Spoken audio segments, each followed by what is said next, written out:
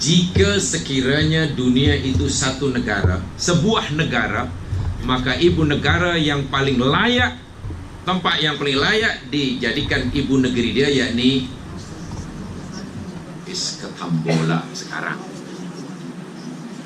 Konstantinopel. Itu menunjukkan bahwasanya pada zaman itu sudah ada ada satu gambaran tentang betapa dahsyatnya Konstantinia ini. Sedangkan Rom yang jadi ibu negara Italia sekarang, itu dianggap barat, Rom barat. Ini Romawi Timur, yang musuh ketatnya yakni kerajaan Al-Furs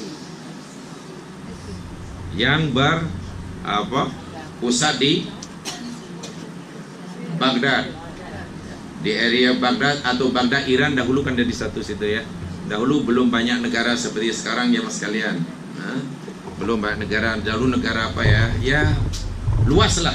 Ya contoh Arab lah saya kata tadi. Pada zaman dulu mana ada Arab saudara ini. Dulu Jazirah Arab dipanggil. Minat Jazirah mana? Inilah. Sekarang kerana minyak sudah ditemukan dan masing-masing ingin ini akhirnya pecah menjadi 7 negara. Kan Arab sekarang menjadi 7 negara. Kuwait, Arab Saudi, Emirat, Qatar, Yaman, dan lagi satu Bahrain. Ada 7. Asalnya satu aja tuh dahulu. Akhirnya karena ya rugilah kalau duit apa ini kita buat, walaupun kecil tak apalah kan. Bahrain tu kan kecil, Qatar pun kecil. Akhirnya yang ada dapat habuan lebih, ada yang sikit ya. Arab Saudi habuan lebih lah minyak dia. Yang lain mungkin dapat tapi sikit lah. Wahal benda tu kalau katalah tidak pecah mungkin hebat ya.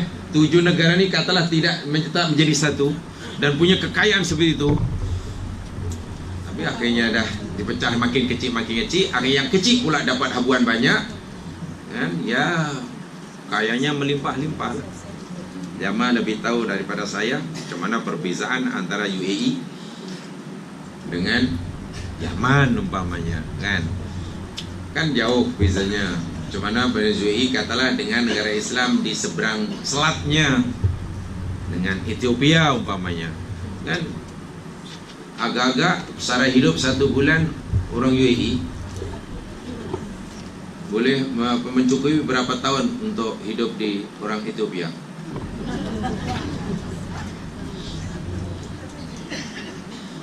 Ya mungkin, tapi itu jiran Islam jemaah, banyak jiran Islamnya yang di sebelah itu. Jadi tak tahulah. Itu sebenarnya satu di antara tanda akhir zaman. Tanda akhir zaman dah macam tu lah. Apa saja ya. Dah bila orang sudah saling apa istilahnya tu, kuasa menguasai. Dan sekarang pun Masya Allah susahlah nak bayangkan ya. Susah nak bayangkan. Saya termasuk yang menerima penjelasan daripada masa belajar dahulu. Ketika Nabi ditanya oleh Malaikat Jibril, satu di antara pertanyaan ketika datang ke Madinah, Ma asratuha, apa tanda-tanda kiamat? Kan tanya apa Islam, apa iman, apa ihsan, bila kiamat. Yang terakhir pertanyaan Jibril, Ma asratuha. Kalau engkau tak boleh jawab bila kiamat, wahai Muhammad, apa tanda-tandanya? Tanda-tandanya saja. Tanda kiamat yang Nabi sebutkan waktu itu yakni apabila sudah ada khuffatun nu'uratun ra'il ghanam. Khuffat itu maknanya asalnya orang yang berkaki ayam, bangsa berkaki ayam, tak pakai kasut lah. Urat itu maknanya orang yang tak pakai baju atau istilahnya pakaiannya sangat minimal sekali. Pakaian minimum. Ya kalau dalam bahasa saya lah, Urat itu sebenarnya maksudnya ini telanjang dada. Maknanya pakaiannya hanya yang bawah itu pun sikit, atas kosong. Macam orang-orang ini, orang-orang Rom dulu kan tengok panglima perang kan hanya pakai skirt. Panglima perang pakai skirt. Baju tak pakai tapi kepala tutup dengan besi. Wah, itu boleh perang. Yang penting jangan sampailah tombak tu kena muka, perut apa. Kan begitu kan? Itu namanya urat. Ra'iyal ghanam, penggembala kambing. Maknanya ini agaknya orang senang atau orang susah? Susah kan? Kerjanya penggembala kambing. Tidak pakai kasut. Baju pun alah paling minimum. Bila sudah ada bangsa seperti itu, yatatawaluna fil bunyan, sudah berlomba-lomba. Tawil itu panjang, tatawala itu berlomba-lomba, lawan panjang. Tapi kerana bangunan itu ke atas, jadi lawan tinggi lah. Yatatawaluna fil bunyan, sudah berlomba-lomba lawan tinggi meninggikan bangunan. Saya masih ingat dulu pensarah hadis saya kata mengandaikan, dia hanya andaian tapi nampaknya tidak berlebihan analisa itu. Nabi zaman sekarang menggelar bangsa Arab pada zaman itu sebagai penggembala kambing. Kebanyakan mereka ini orang Arab, Jazirah Arab nih. Mulai daripada Makkah, Madinah, Makkah hingga ke Yaman. Ketika Nabi mengutus Mu'az bin Jabal, mata pencarian mereka ini kebanyakan dia penggembala kambing, hidupnya di padang pasir, bahkan ada yang pindah randa. Namanya Arab A'rabi, Badui, nomadik. Mereka ini kan. Jadi pakaiannya pun, rumah pun tak ada. Orang Arab itulah dirujuknya pada zaman Nabi. Kalau kamu nak tahu kiamat ini dah dekat atau tidak, tengok bila orang-orang seperti nanti sudah lawan tinggi fil bunyan, dalam membina bangunan.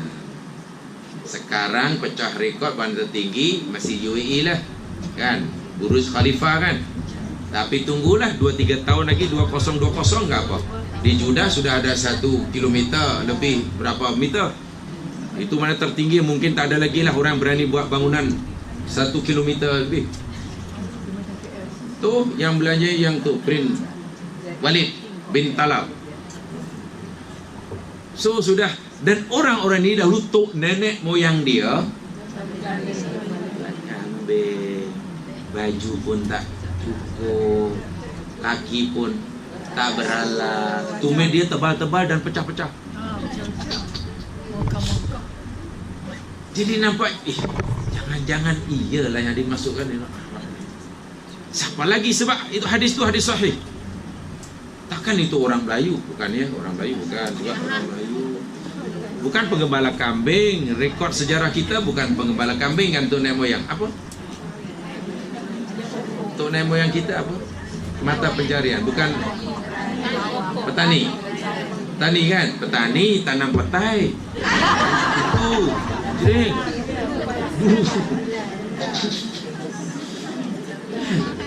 dan hidupnya pun tidaklah berpindah randa. Ini memanglah sama, begitulah gelaran orang Arab zaman dulu lagi.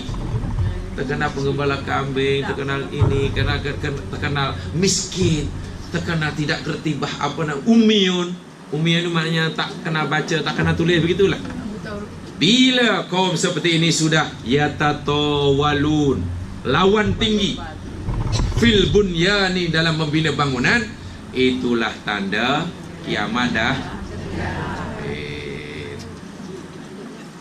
Biasa tu ya, pergilah ke negara kita tengah yang jamaah yang lebih rajin. Tengoklah kan bangunan pecah-pecah langit dan dahsyat. Pernah agak-agak Nabi Muhammad, Ali bin Abi Thalib ke, Abi Hurairah ke, Bilal bin Rabah pernah terfikir ketika melakukan azan di Makkah, suatu saat nanti ada jam tertinggi, agak-agaklah Bilal pun tak terbayang ya mas sekalian. Terbayang. Ya, dan benda itu pasti akan, bukan ini begini maksudnya, bukan buat bangunan itu yang salah ya, bukan begitu maksudnya. Tapi kalau buat bangunan hanya min kulli ri'in da'basun, itu yang salah. Hanya ayat, orang buat bangunan pencakar langit hanya sebagai ayat.